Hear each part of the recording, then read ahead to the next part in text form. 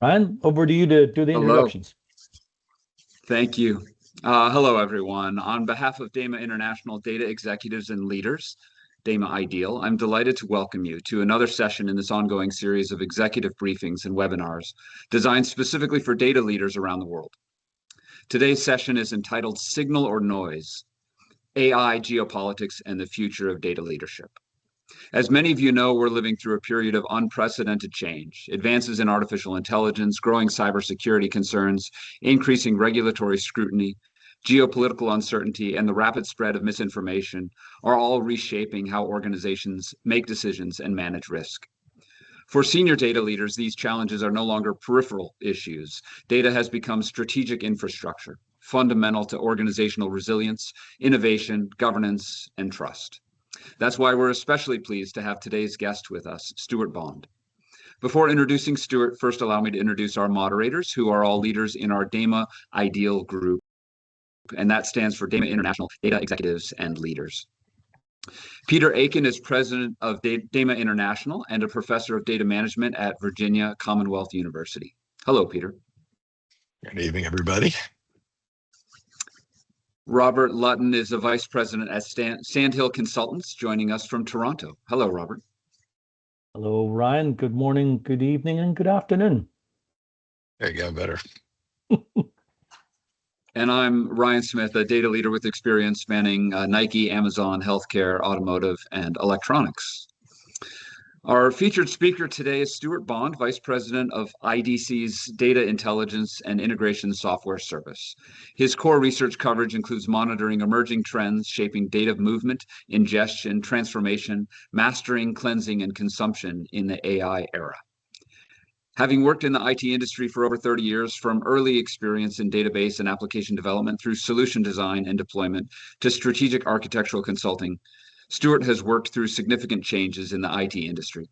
His depth of field experience, coupled with market insight, gives him a unique perspective valued by his customers and peers. Mr. Bond has led numerous research projects and publications and is recognized as a primary driver behind establishing the data intelligence market category.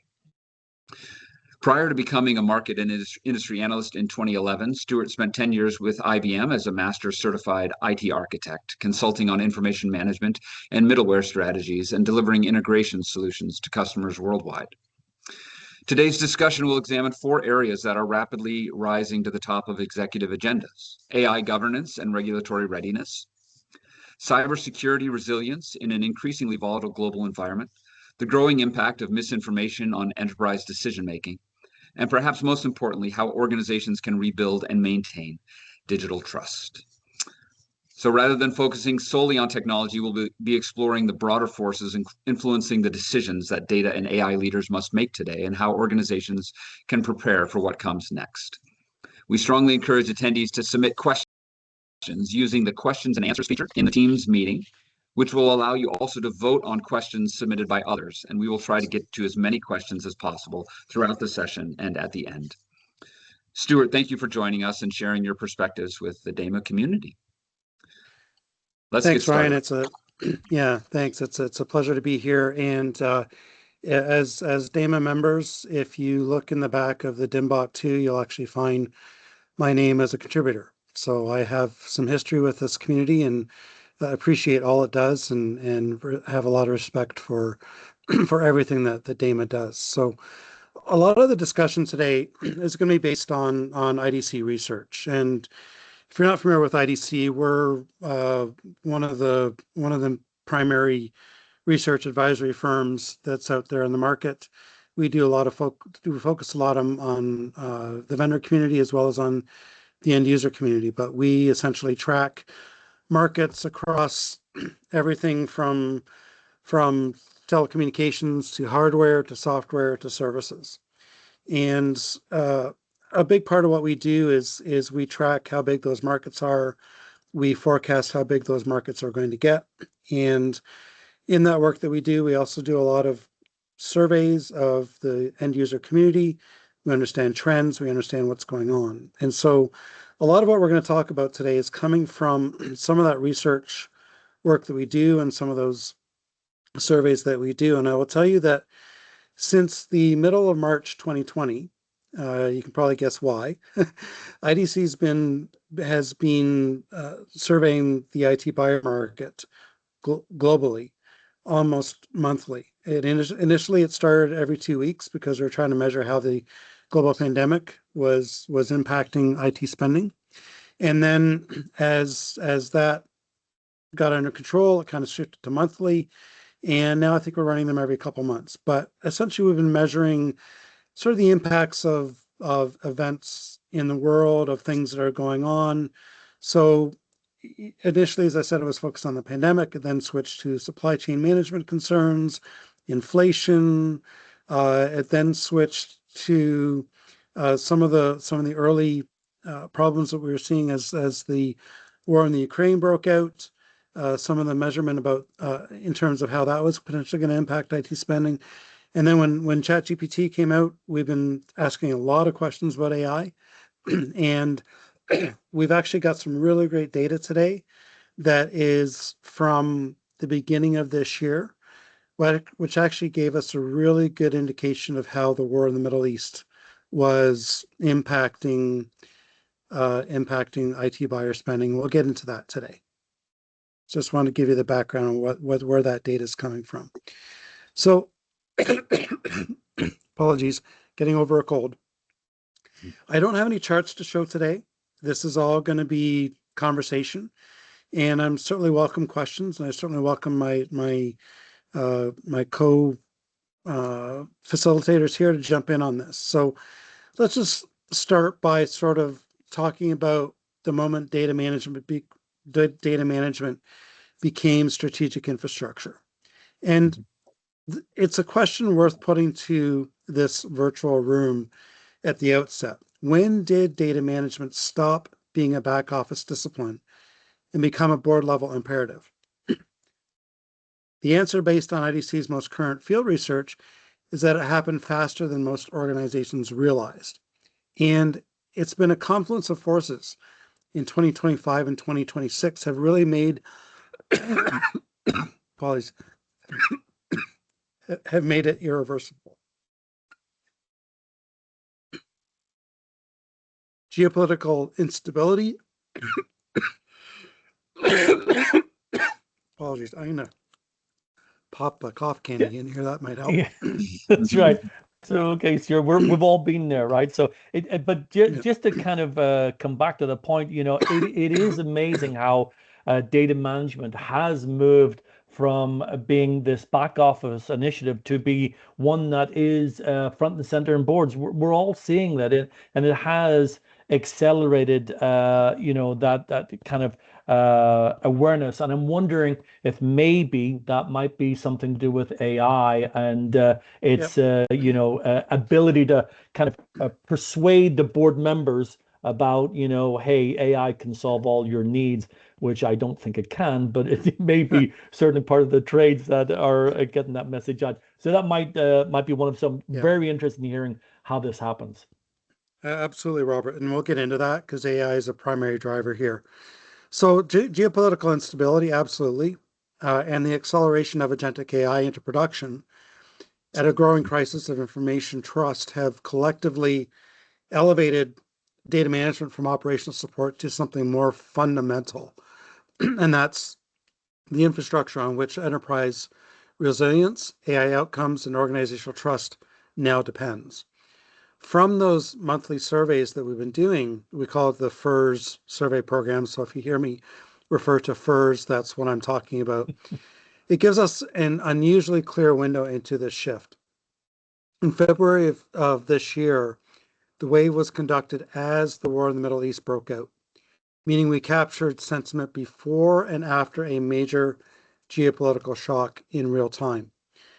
Geopolitical risk surged 9.5 percentage points as the top technology concern in the days following the outbreak, while cost concerns, which were a real concern before, they actually dropped 10.4% points. So the implication here for everyone here is that the risks now drive enterprise technology investment are exactly the risks the data management professionals are uniquely positioned to address. And they are being recognized as that. And so for Members of DAMA, this moment really represents both a validation and a call to action. The DAMA DIMBOK disciplines, data governance, data quality, metadata management, data integration, data security, they're no longer supporting functions. They are the architecture of enterprise survival in an uncertain world. So that kind of sets up the conversation today. Then I want to get into the 4 topics that Ryan mentioned: AI governance and regulatory readiness, cybersecurity and data resilience as a core risk management function, misinformation, decision quality and the value of trusted data, and then rebuilding and sustaining digital trust. I'm looking at a Stuart, different screen here. Yeah, go ahead and could I jump just in. interject? I just wanted to ask you, what does FERS stand for, and who are the respondents of this survey? Like, what Yeah. roles were surveyed here? FERS stands for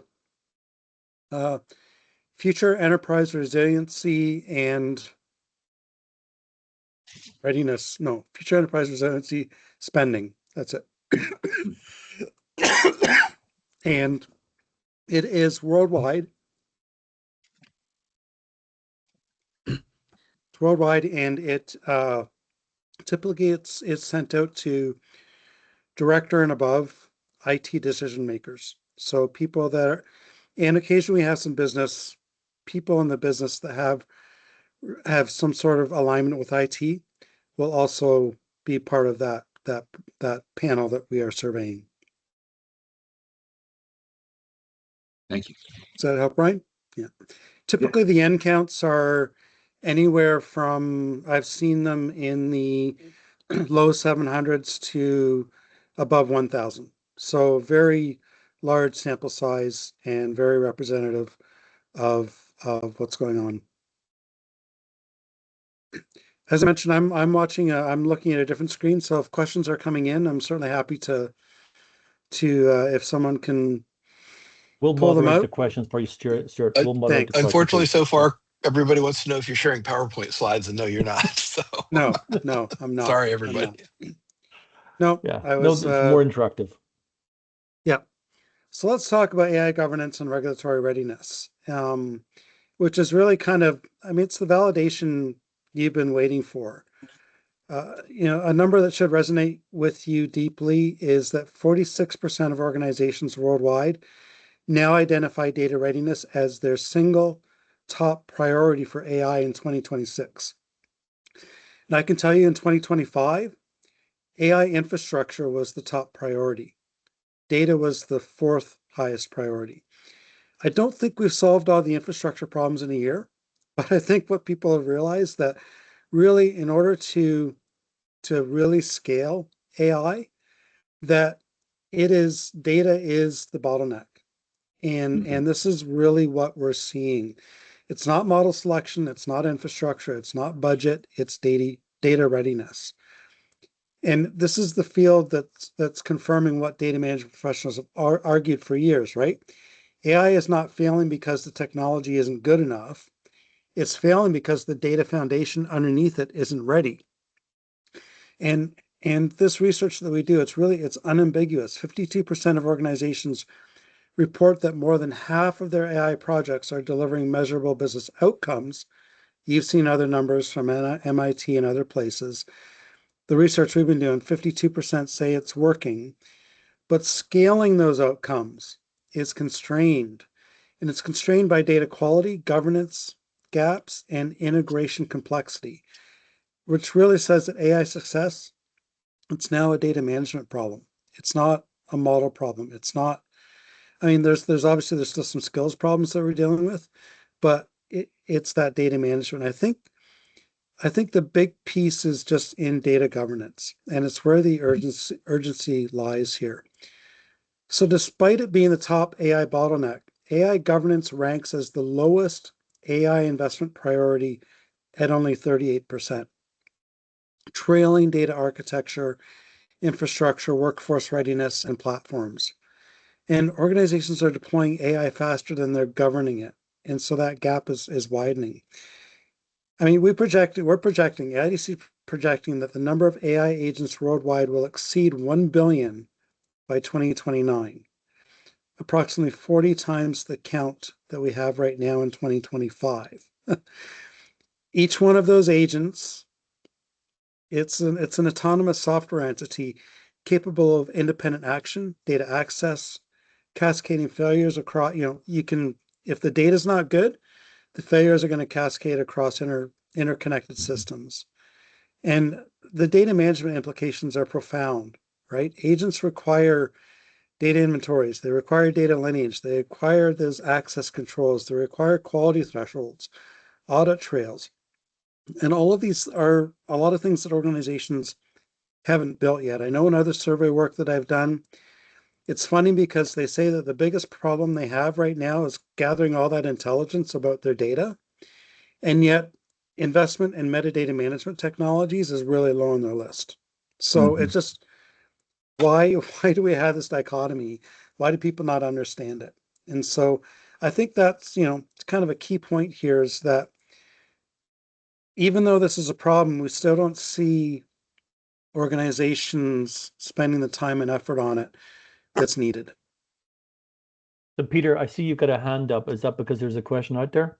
Exactly right. There, we had a couple in Sorry the about chat. One Yeah. said specifically, 56 deliver measurable business outcomes, but what percentage deliver a positive ROI? So a little bit of pushback on the Yeah. non-negative numbers that you're doing in there, and I'll get to the other one when you do that.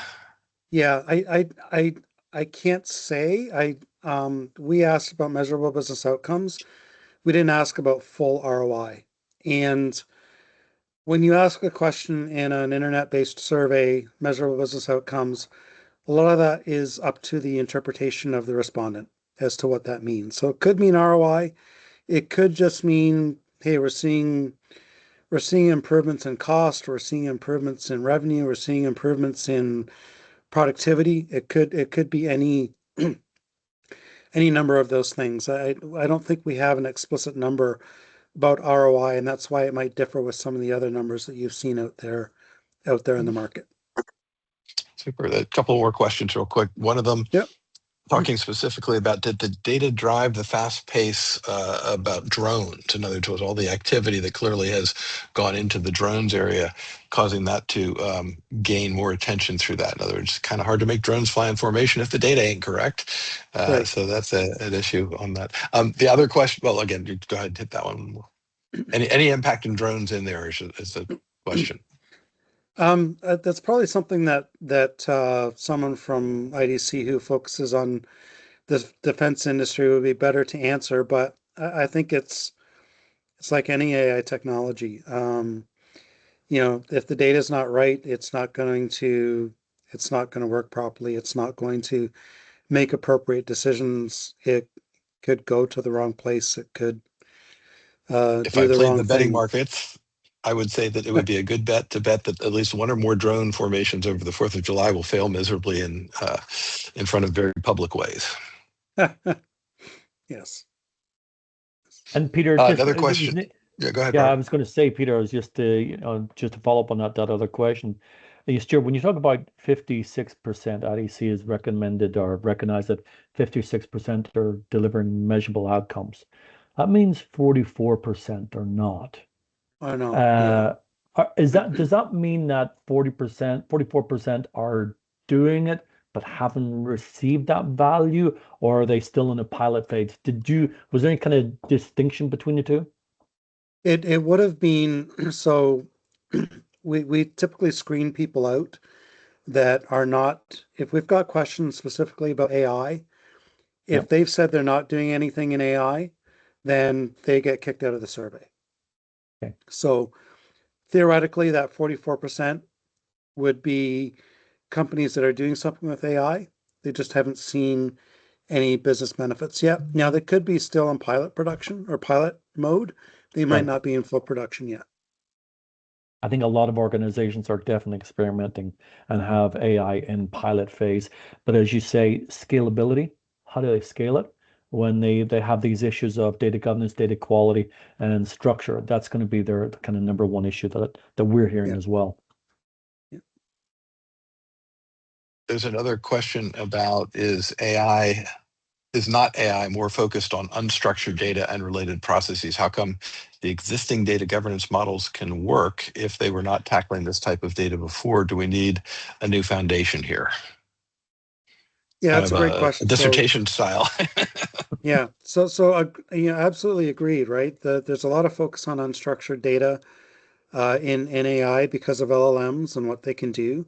But I would argue that I mean, when I talk about data intelligence, it's metadata management, it's data lineage, it's data quality, it's master data management, it's things like data catalogs. All of that is a part of data intelligence, and arguably there's a lot of data intelligence about unstructured data as well. Unstructured data has been doing metadata management a lot longer than the structured data world has been doing it. So I think they do need to come together, and we're seeing that. We're seeing in this area of metadata management, we're seeing a lot of the data cataloging companies doing more with unstructured data than they've done in the past. And that's because there's this demand to use unstructured data as part of generative AI. But as we get into agentic, right, agentic is bringing together unstructured and structured data. It's bringing it together and it needs that context in order to be able to do what it needs to do.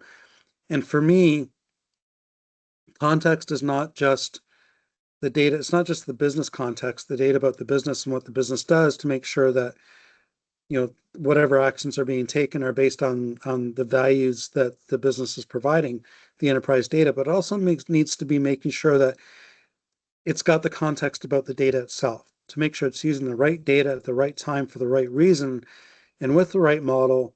And so there's a whole lot of other pieces and components that go into that as well. We're seeing that data context, that metadata management really helping in the reduction of tokens that are being spent because you can give it the data that it needs to go and look at instead of letting the agent go and surf through your data estate to try and find the data that it needs. You can point it exactly to the data that it needs. So those things need to come together, and we're seeing that happening.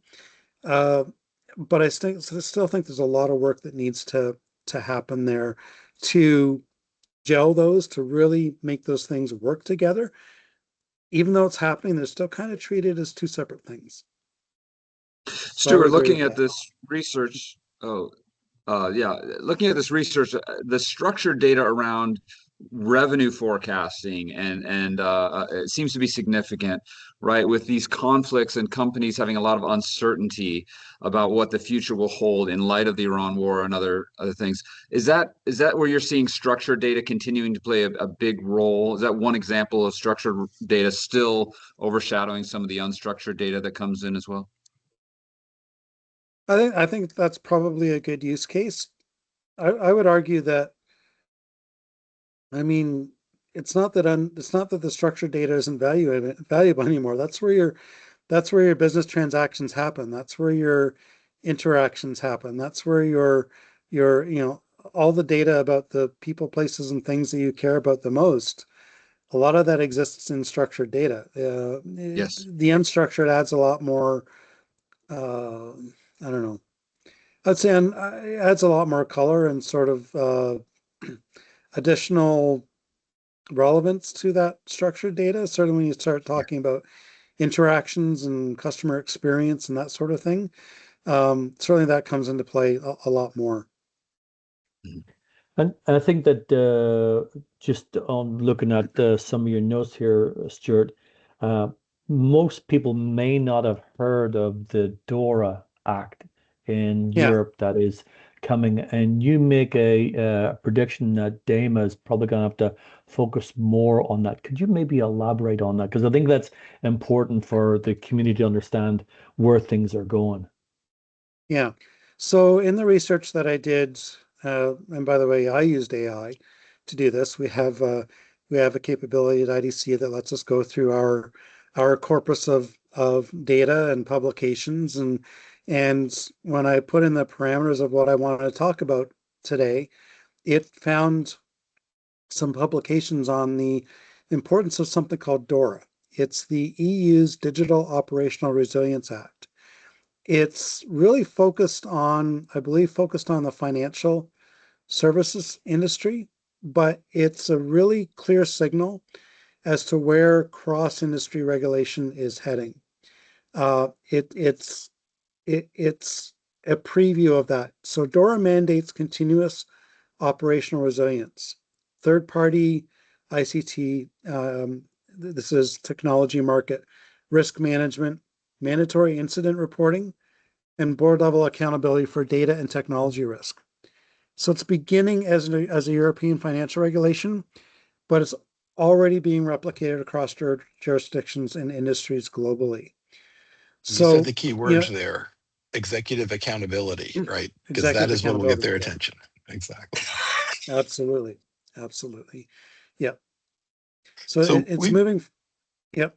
I was Go going to ahead. say we've got a really great conversation going on the side here in the Q&A chat and Okay. everything else. And we could spend the entire hour on this, but we're actually about the halfway mark. And I know there were several other topics that you wanted Yeah. to pick up. Yeah.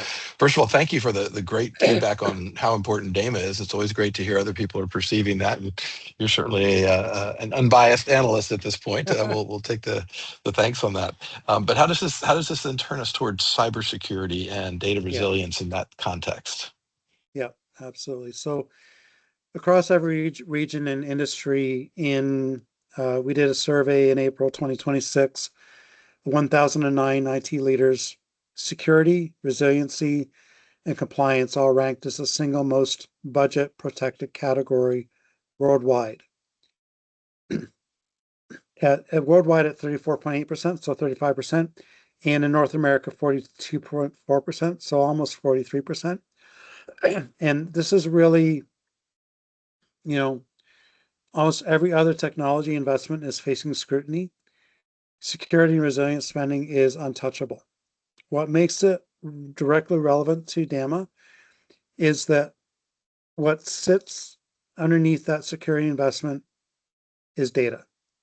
Data security, data access governance, data residency, and data integrity are not adjacent to cybersecurity. They're at its foundation.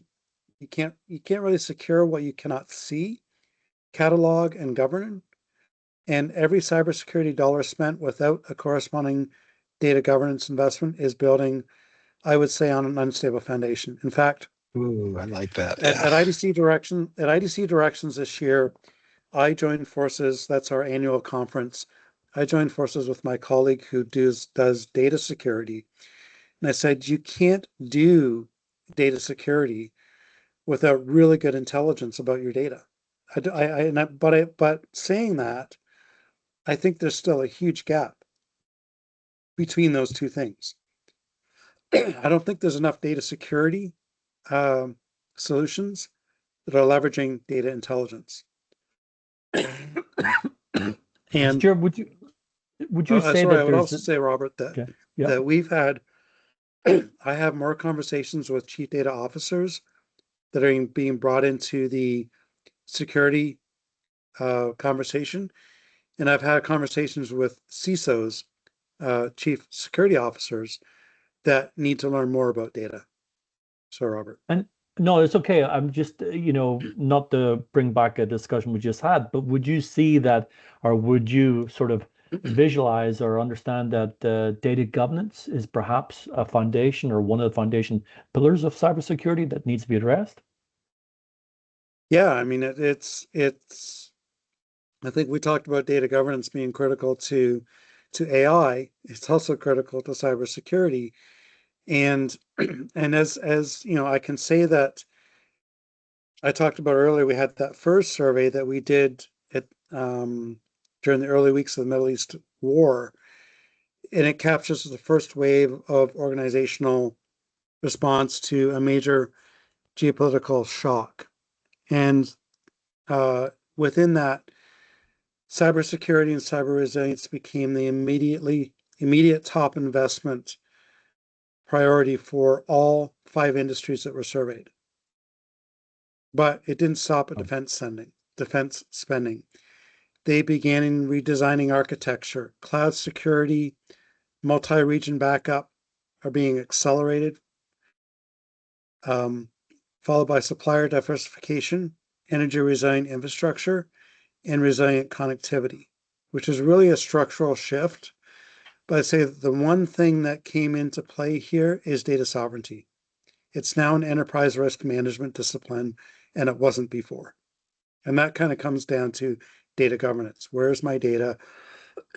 Where is it located? What new regulations exist here that I need to be cognizant of? One of the things that we've been urging for a long time is that cyber as a profession is a great place to get an associate's degree. And even though I'm at a four-year university and should be advertising our programs, I'm suggesting that if we can take some of these topics that you're describing and put together, not just cyber people and not just data people, but some hybrid context of this, hybridized data people, hybridized cyber people, will be much more useful for the organization. Somebody come up with a quick, what's a good label for that type of an individual besides a business analyst? And we'll sell it to all the no, good stuff. Absolutely. Yeah, so you have to think about where's that data? Which cloud region is it in? What jurisdiction is it under which legal framework? And I And are mean, they in range, right? are they in range? Exactly. Yeah, yeah, because that happened.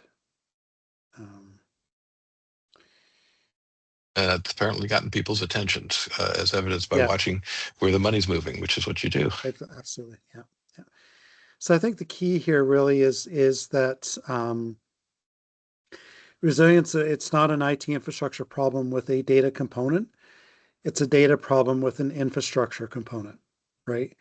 The data management function needs to be at the table when resilience architecture decisions are made, because data resiliency, data replication, data access governance, data continuity planning are at the core. They're the core variables that the people on this call today really need to think about as they determine whether an organization can operate under stress of this type of a global, regional incident that's going on. Stuart, I wonder just when you talk about this cybersecurity and data resilience, and you talk about the Middle East was a real-time stress test for this. You talk about, obviously the survey that IDC had done on that. Can you explain that why this was such a stress test? What did this particular war or this particular situation bring up, or was it just a compounding of what was happening in Ukraine, what was happening in the Middle East? Can you maybe explain some of the reasons why behind it? Yeah, I think it was a bit of a compounding effect. Certainly, I remember some of our surveys early on when the situation in Ukraine broke out. Cybersecurity became more important at that point in time as well, because we were concerned about certain actors in the global economy, in the global IT world, the dark web, and that sort of thing that may be trying to cause problems elsewhere. I think in the war in the Middle East, I think sort of the implications there is probably in part because of the parties that were involved, because of some of the more sensitivities of that situation, and also because there are some very significant IT data centers and IT talent and capabilities in that region. And so I think it maybe became a little bit more of a stress test and a little bit more of an accelerator for those reasons. And sure, just one other thing that I'm acutely aware that AI and AI agents and agentic agents and whatever you want to call it, the latest AI threats. There's a lot of AI threats to the cybersecurity. Has Mhm. IDC kind of recognized that? I know you talked about DOORS, initiative and the Resilience Act, but from IDC's perspective, from your perspective, how do you see the impact of AI on cybersecurity? Surely that's got to be front and center in today's Absolutely. mind. Yeah. Absolutely. Yeah. Again, probably a question that's better better served to my colleagues that focus on cybersecurity at IDC and the research that they do there. But I do know it's a focus of theirs. I do know that there are there are examples of AI creating attacks at a much larger scale than than what's been able to be done in the past. And obviously, with things like deepfakes and other capabilities that are now out there because of generative AI, there's a lot more focus on what's real, what's not, and I believe there's a focus on trying to get to the bottom of that. And I believe there are players in the market that are starting to come up with solutions that are helping to look at that. I know just even from as IDCs in the content business, we create digital content. And I know that there's a lot of focus on, okay, so what's AI generated, what's not AI generated out there, and there are solutions coming out to help you figure that out. In part, I think they use AI, but uh, but this is kind of an example of, I think it's like with any technology, right? I even asked this question. I was at an IBM conference back in beginning of May, and we were talking about quantum. And as we were having this discussion about quantum, it seemed like quantum was such I would say it's in the hands of privileged or focused or the research organizations, the universities, that sort of thing. And I thought, well, I wonder if it's being used by by by the other side of Nefarious things. actors. Is it Yeah, being nefarious used actors that for are, yeah, yeah, exactly? And yeah. I asked the team at IBM that's working on quantum if there are bad actors that are using this technology, and they said, I think you can assume that there are bad actors that are using this technology. So I was just a little bit blown away by that because it seemed like it was kind of a privileged technology, but it's being used. So I it's think like that anything. quantum technology is when you say it's privileged, it's those that can fund it, and there are Yes, nefarious actors that have got deep pockets. And so, yeah, absolutely. when you start to combine AI with quantum technology, all of a sudden you're talking about, how it'll be able to break encryptions, be able to, Yeah. probably break those Bitcoin algorithms and things like that. So there's a ton of direction and input that we'd want to certainly keep our eye on quantum computers with AI. But I think just go back to your point of deep fakes and misinformation, and I think that comes back into nicely into Yeah, your next topic, which is, absolutely. misinformation, the decision quality, and the value of trusted data, right out there, right in front. And so, what's your thoughts on that? It's Yeah. empirical. So yeah, yeah, absolutely. So I think we're seeing a really striking pattern in how organizations are thinking about their AI data strategy specifically. Worldwide enterprises are prioritizing operational data, so all the transactional data, customer and sales data. Those are the three big pieces. Then we add to that product data and service data as the primary AI data investments, which is interesting because if you compare that to the data that's available externally, external market data, ESG data, unstructured data rank at the bottom. So they're going after their primary the data they own, control and can Right. audit and trust, right? That's what they're prioritizing. They're deprioritizing the data sources they cannot verify. And it's not coincidental. Um, it reflects a rational response to an environment in which reliability of external information is increasingly contested. Basically, the conversation we had. We talk about the geopolitical impacts here, right? When market signals diverge, when AI generated content floods information channels, organizations retreat to what they can verify from their own operations. And it's really a fractured consensus here. From April 2026, in that FERS data, it captures something analytically important.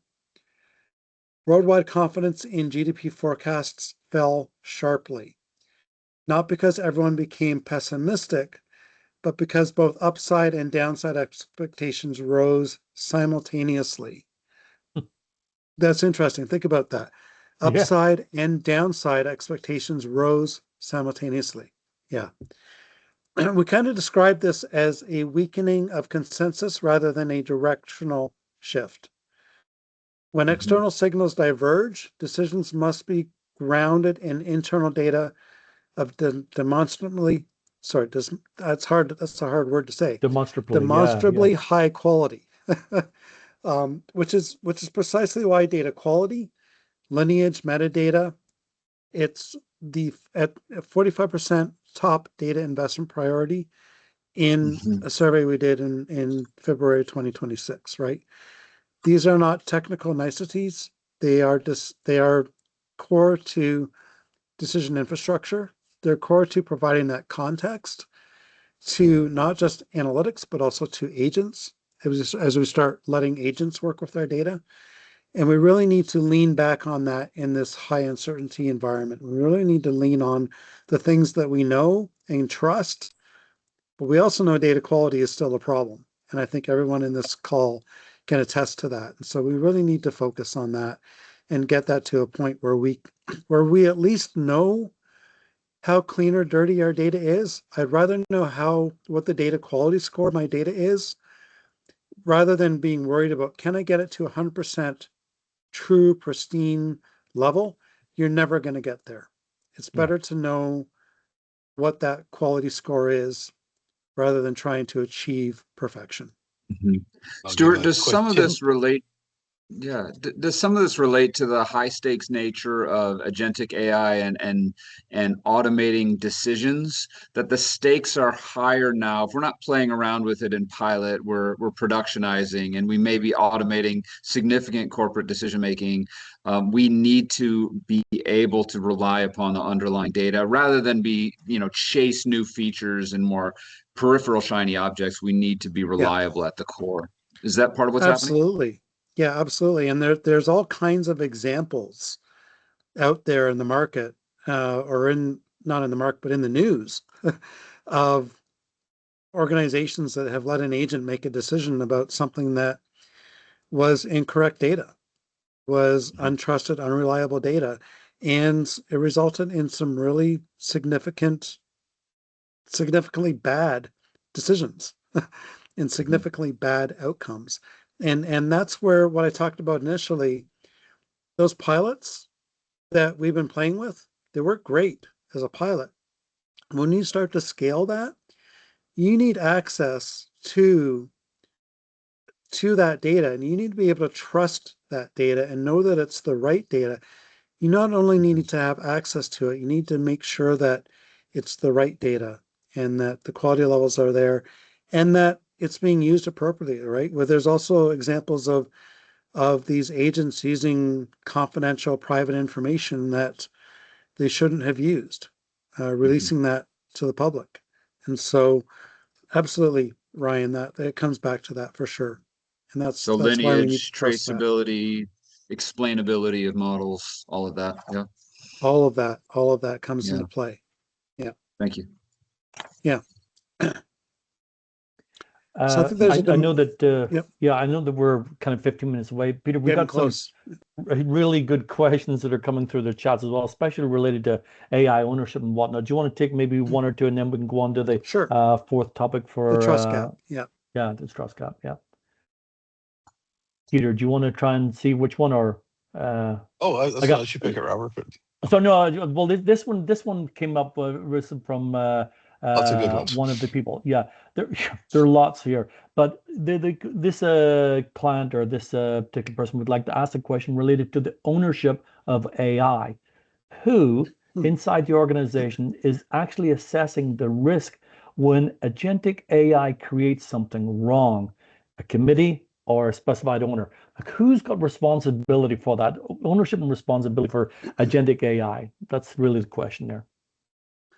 That's a really good question, and we've seen lawsuits about this. Mm. And I would argue that a lot of this is still evolving, but ultimately the corporation that has implemented the agent is still accountable. Who in that enterprise or who in that corporation is accountable for that? I can tell you that we've seen, and I've done surveys on this, more, I would say we've done some custom surveys for some clients that really wanted to understand this better. I would say that AI accountability in an organization is increasingly being taken on by the data leadership team. We're seeing the chief data officer increasingly also taking accountability for AI.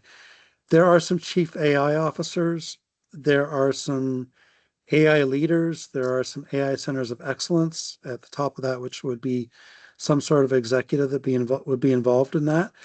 But more often than not, we're seeing the data leaders also being accountable for the AI outcomes, because the outcomes from AI are only as good as the data that they're being fed.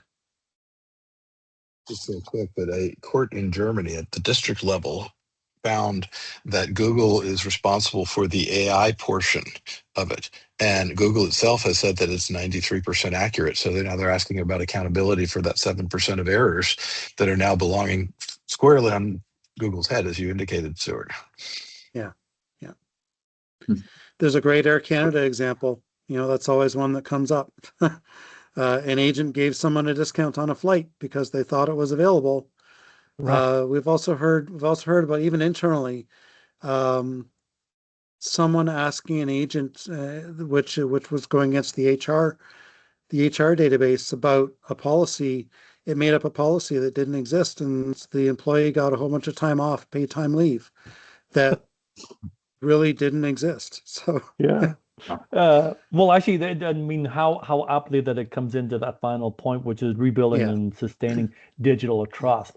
And Stuart, by the way, this topic has been fascinating. We could spend hours diving into each one of the separate ones. So I know that we're kind of sort of just touching the tip of the iceberg. But can you yeah. just kind of give us your indication of where this trust gap How do exists we within this particular topic? Absolutely. So in March, our first survey told us that 76.8%, 77% of organizations have AI agents in production. Again, it's an interpretation thing. But in September of 2025, that number was 42%. It's one of the fastest adoption curves we've seen, right? Um, and it's crazy that it's Yeah. gone that quickly. But the question is no longer whether autonomous AI will be deployed at scale. It is being deployed at scale.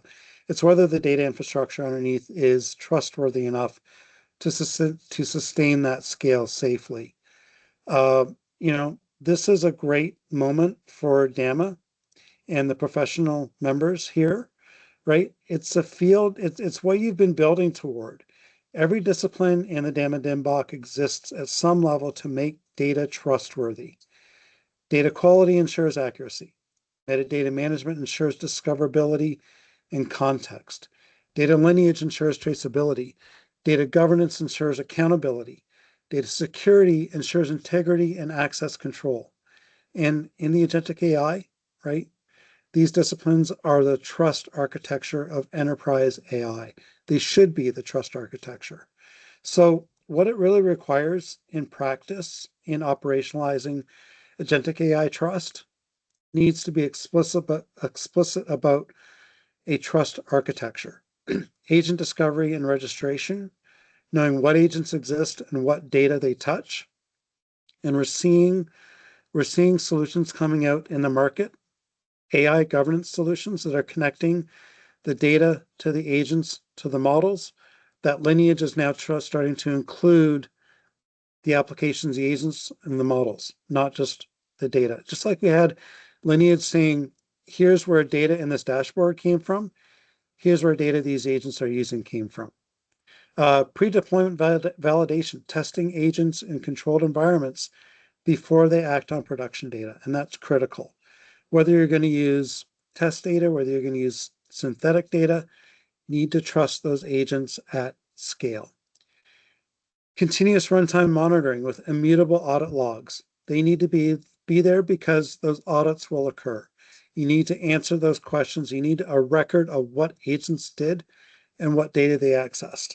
And then policy enforcement at runtime. The ability to block or isolate agents that behave outside of defined parameters. And we've seen these in early solutions came out. We're seeing them AI firewalls. There's a bunch of different things that are coming out that do this. They help to make sure that they monitor those agents. Are they going awry? Are they doing something they shouldn't be doing? We're starting to see those solutions come out in the market. And really, every one of those requirements has a data management dimension to it. Agent inventories are a form of metadata management, right? We've got agent catalogs, we've got agents being registered in data catalogs, like we have data being Let's registered in create data the duplicate catalogs. source, right? Yeah, exactly. Um, Pre-deployment data testing, it's a form of data quality validation. Audit trails are a form of lineage documentation. Runtime policy enforcement is a form of data access governance. So you have the tools, you have the disciplines to extend what you've been doing in data all your lives, or maybe more recently, if you're new to DAMA, you've got the tools that are in DAMA and what you're doing in your organizations to extend that to AI. Stuart, I'm taking all of this down as a charge.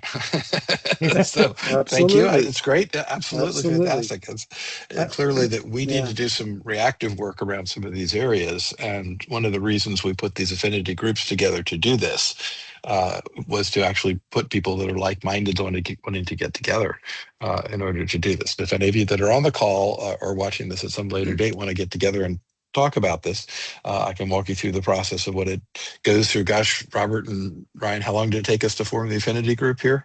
We worked at it for a couple Yeah, of years, didn't we? quite a while, But quite a while. it won't take that We did. long. The first one's always the hardest, but we've been able to get all that together. But yes, really inspirational, Stuart. Thank you for all of this really good Was work in here. as Stuart says, it's a defining moment, right? I Yeah. mean, the AI, agentic AI, and where AI has gotten, and since it came first on a radar like 18 months ago, 2 years ago. For those that were in universities that were working with it, they were great, and for those that are studying how to write AI code and AI prompts, it really has been a huge change, and I think we're just beginning to see this change come through. But you're right, this is the defining moment, especially for our professions and for our leaderships. Stuart, I wonder if you've got any kind of guidance for the data leadership community as you look out onto the horizon for the next 12 months or whatever. And I won't ask for the long enough because things change Yeah. weekly in the community, but any kind of guidance for the community that we might be able to reflect upon. Yeah. So I think, as we've seen data readiness, it's a primary constraint for AI at scale. The DAMA DIMBOK, it's not just a technical reference document. It can be a competitive advantage blueprint. And whenever I bump into an end user that I speak to that it's struggling with creating a data governance strategy or trying to figure out how to get started in data management, I always ask them, have you looked at the DAMA DIMBOK? Because that's a great Mhm. place to start. Uh, I think that's great place, great thing to leverage. It's always tough to think about, and you probably talked about this. How do we get started? How do we really prove value? How do we really be successful here? And I always come back to, doing things iteratively, doing them in sprints, focus on something initially that has got a scope that's not going to involve hundreds of stakeholders because you want to get to end a job. But also make sure that when you get to end a job, it's something that's going to deliver business value, that it's going to make a difference in what you're trying to do. Because if you do something that doesn't make a difference, the business isn't going to invest in it, right? Yes, So, I absolutely, mean, absolutely. focus on really, I mean, data quality is always a really good place to start. Data lineage, data cataloging, that just gathering that intelligence about your data is something that is going to be critical. But I mean, take the case of data management criticality. If your C-suite doesn't understand how critical this is, you need to take it to them and say, hey, you're not going to achieve AI at scale if you don't get data right. And that's my biggest sort of or that's not sort of, that's my biggest advice here is if your organization doesn't understand how important data is to your future with AI, they need to understand it today, now. Yeah, now. Stuart, I just wanted to give you a moment. I believe that you're going to be speaking at a couple of conferences. Do you want to maybe talk about how people could find you? How could people learn more about IDC? Because the research that you've imparted here has been phenomenal. I want to just recognize that and give you just a moment or two to just talk a Yeah, little bit more about you and IDC. absolutely. So you can go to idc.com. You can look me up on idc.com. You can look at my profile. You can look at the research that I've published, but most of that's behind a paywall, because that's how IDC makes Business money. model. That's our business model. That being said, you can also follow me on LinkedIn. I'm probably not as active on LinkedIn as I need to be, but you can follow me on LinkedIn. You can look me up there. It's Stuart L. Bond is my LinkedIn profile. Yes, I will be speaking at the CDOIQ symposium in Cambridge. Uh, I'll see you there, Peter. And I believe Mhm. you're speaking there as well. I know you're at least helping to manage a track. So I'll be speaking there, and I'll be speaking on essentially on kind of the future of the data architecture and the as we look to the AI future. Um, you can also catch me at a number of different vendor conferences and other places. Yeah, keep track of me Yeah, on those social channels. Stuart, it's been a while since we last connected, but I love talking with you. And like many, I'm sure that you've won the hearts and minds of our data leadership community. So, we're just enthralled with the knowledge you can impart. And I know that the comments are flying in there saying that this has been so beneficial, so useful, so helpful. Though, so we'll make sure those comments get back to you, so that way you can Thank come you. back and pass them back to IDC, because it is with the grace of IDC that they've allowed you to kind of share some of those updates to our community, of which we are very grateful indeed. So, Ryan and Peter, any kind of last questions for Stuart here? Any kind of last notes that we want to make out to the community as we hit the hour here? No questions at all. But again, Stuart, thank you for taking time. You're traveling, you're down with a cold, and still managed to get through the whole thing really, really well. We Yeah, appreciate that so much. Thank you. You're welcome. and you Again, have honored to be a part of this community. we're honored to have you as part of the community. So, Stuart Bond, IDC, thank you very much indeed. On behalf of our data leadership ideal community with DAMA, please check our page on the DAMA International organization. We are looking for people to help join the different communities that we're putting together. So if you want to volunteer and be part of this effort, please come on ahead. We'll certainly welcome you with open arms. Peter and Ryan and Stuart, what a great session. Thanks very much indeed. Thanks so much. Take care, everyone. Okay, Thanks, Stuart. Bye-bye. cheers. Cheers. Bye.